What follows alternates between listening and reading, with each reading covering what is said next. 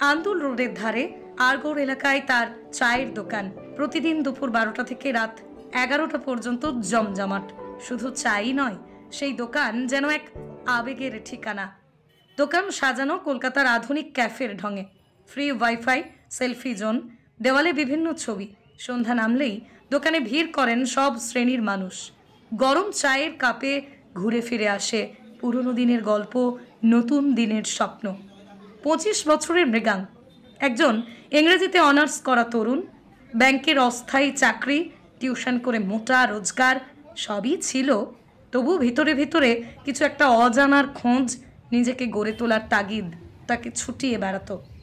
অন্যের অধীনে কাজ করা, জীবন কাটাবেন না, এই ছিল অটল সিদ্ধান্ত। প্রথমে ভেবেছিলেন রেস্তোরাঁ, কিন্তু পরে মাথায় এলো অন্য এক চিন্তা, চা। এই সাধারণ পানীয়টাই তো অদ্ভুতভাবে ছুঁয়ে যায় আমাদের জীবন। মধ্যবিত্তের ঘুম ভাঙা সকাল থেকে সন্ধ্যার ফুরফুরে আড্ডা, সবখানেই তো চা। মিস্টার মিডল ক্লাস চাওয়ালা, এই নাম শুনলেই যেন একটা পর্দা সরে যায়। যে পর্দার আড়ালে থাকে আমাদের মতো অগণিত মধ্যবিত্তের না পারার গল্প, না বলার যন্ত্রণা, চাপা পড়ার স্বপ্ন। মৃগাঙ্ক শুধু চা বিক্রি করেন না, তিনি চা বানান, নিজে হাতে পরিবেশন করেন। তার কাছে কাস্টমাররা কাস্টমার নয়, সবাই প্রাণের মানুষ, মনের মানুষ। তাদের সঙ্গে ভাগ করে নেন তাঁর স্বপ্ন। দুটি আউটলেট মিলিয়ে 9 জন কর্মচারী, অথচ কোথাও নেই মালিক মজুরের বিভাজন। একসঙ্গে কাঁধে কাঁধ মিলিয়ে পথ চলা।